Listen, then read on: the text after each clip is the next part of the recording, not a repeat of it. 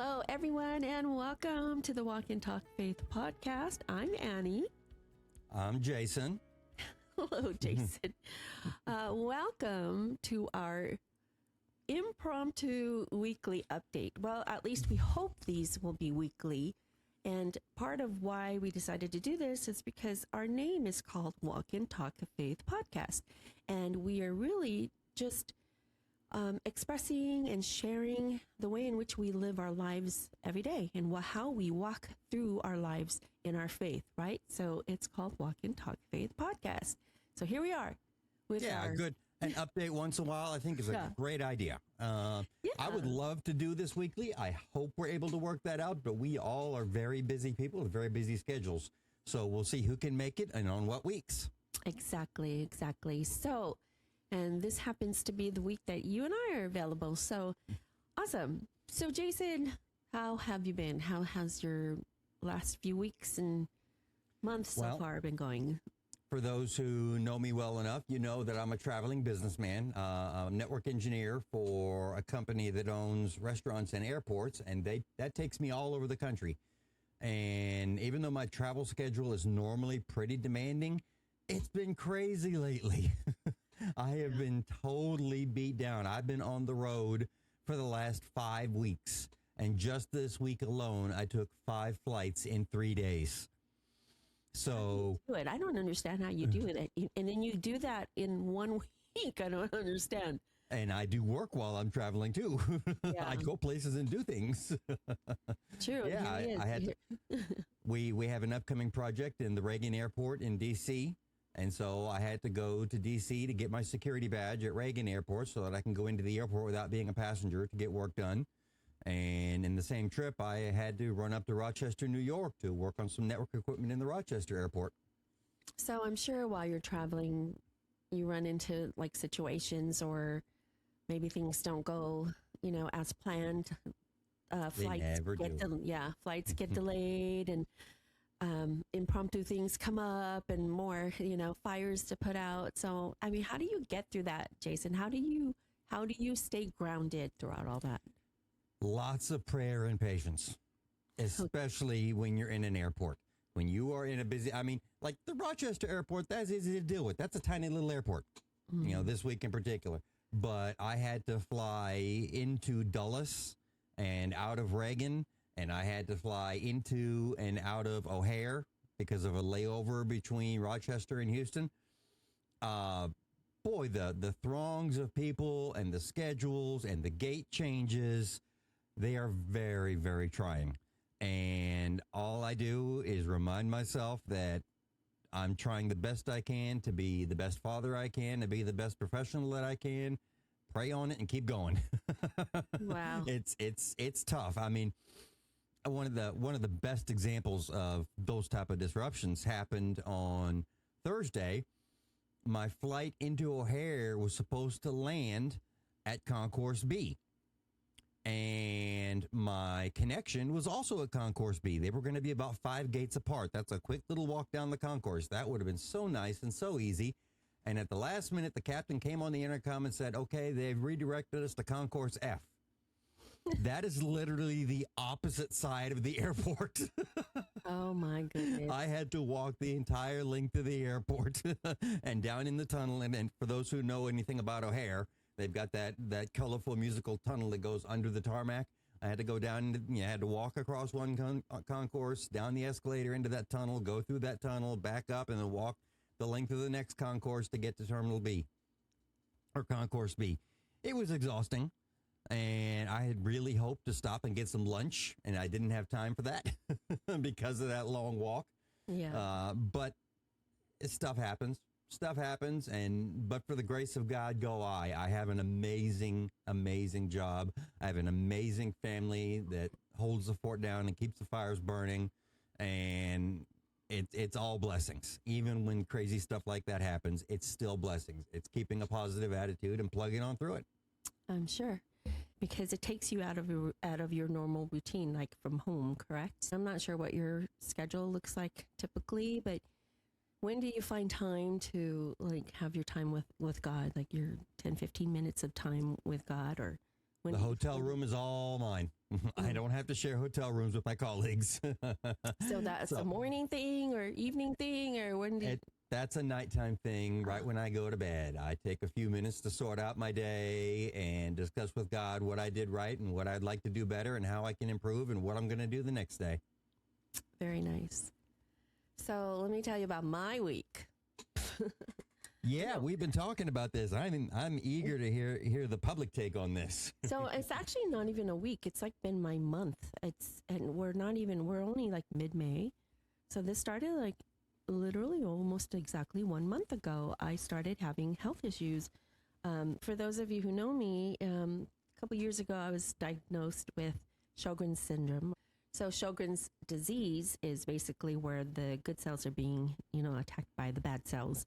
And my immunity is always low for the most part. So anytime anyone gets sick, I literally have to like close my eyes and close my mouth and my ears and just say no, because I am a germaphobe. So, anybody that gets sick, I can instantly get sick. My immune system just is low. And, sure, when you've got a suppressed immune system, just anything that somebody is carrying that they picked off of a light switch or a doorknob is something they can transfer to you. It might not make them sick. I really hate to be that way, but it is that way. So anyways, long story short, I was in and out of urgent care.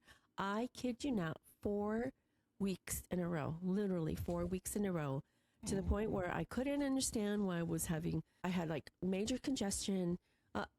Back in January, I had bronchitis, and then a month ago, I started having symptoms of the same, where I was not breathing well. I was wheezing. You could hear the rattling, as they say, in your throat. As the doctor takes the stethoscope, and they can hear the rattling when you're breathing in and out.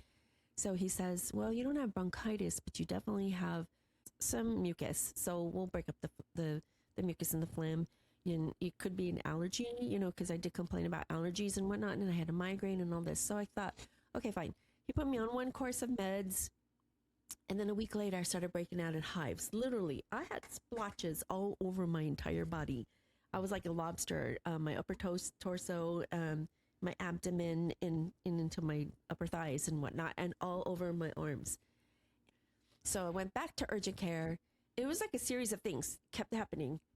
He took me off of one allergy med and put me on another allergy med. Then he put me on a steroid because, that wasn't working. I needed an antihistamine so that I can get whatever, was that I was reacting to. You're reacting to cut back. Yeah. Yeah, exactly. So literally a series of meds until this last time. Same thing where I wasn't feeling well. I was coughing, more phlegm, green phlegm. This was. It was one of the dextromethorphan combos. There you go. So it was one to dry out the phlegm and then the other one to suppress the cough. So it was like a dual medication. So, and it worked, but no sooner than I stopped taking it because I ran out, 2 days ago, I started having more phlegm. I'm like, I don't understand this. So that's just been my whole month. You've been rattling and coughing a lot recently. I have. I mean, you and I hang out a lot, and you have, poor baby, you've been struggling.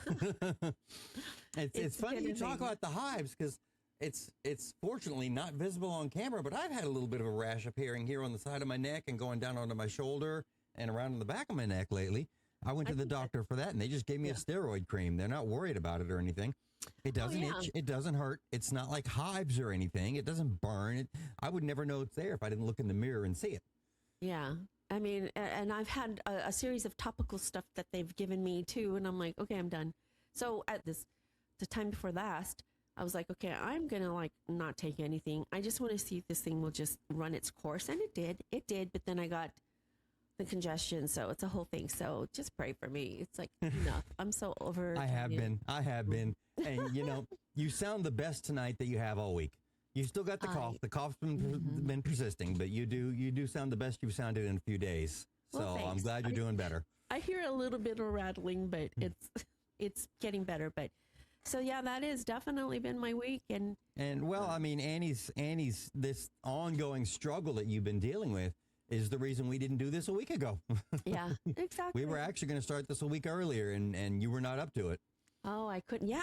Yeah, you had Oh, almost no voice last Friday. that was the day I slept 12 hours. I You did? never sleep 12 hours. I mean, I went to bed at what time? 8:30, I think it was my time. And I slept until 9 o'clock the very next morning. I slept 12, a little over 12 hours in my clothes, in my day clothes.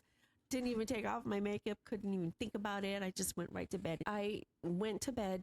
I don't even know if I prayed that night. I was so fogged. My brain was so foggy. I think I just barely turned this off and went right to my bed, crawled to my bed. It was like awful, but yeah. So yeah, this has been my week. And and the way that I handled this was like, oh, by the grace of God, I was just praying like, Lord, please, if this is the time to go, then just take me swiftly. But, no, I don't think you were that close to death. it sure felt like it, but yeah, I don't wish this on anybody. Anybody that has an ailment of some sort, and even for those that have Sjogren's disease. If you do have Sjogren's disease, I'd like to hear from you. I'd like to see, how do you guys cope? Because part of Sjogren's disease is also the flare-ups, because the inflammation happens, right? Because I also have rheumatoid arthritis. And because of that, flare-ups will happen. And sometimes the flare-ups will be good or mild. Sometimes they'll be pretty heavy where it debilitates me and I can't even get out of bed. So I'd love to hear from anybody out there who has Sjogren's disease and see how you cope and what gets you through. I'd like to know, just because, we Sjogren's syndrome disease people need to stick together, those of us that suffer from it. I'd love to, be able to just chat with you and see how you get through your day. And just in regards to Annie's shameless plea for engagement, we love to hear from people. Yeah. So anything you have to say about either one of us, drop in the comments and we'll probably address it next time we're on. Yes. Well, Jason, it's been nice talking with you. I'm glad that we have this opportunity to chat. I really like this. I hope we do get to do more of these. Yes. All right, you guys. We'll see you soon. Don't forget to like and subscribe to our Walk and Talk Faith podcast. You can click the link down below and drop a comment in there and let us know if there was anything that you'd like to hear in the future, or if you found this segment to be interesting, or if you like this segment, just drop a like in there and let us know as well. We'd love to hear where you're tuning in from as well. Everybody take care. We'd love to see you again soon. And don't forget to subscribe so that you don't miss any notifications when we upload a new video. All right, everybody, talk to you soon. See you later. Bye. Bye.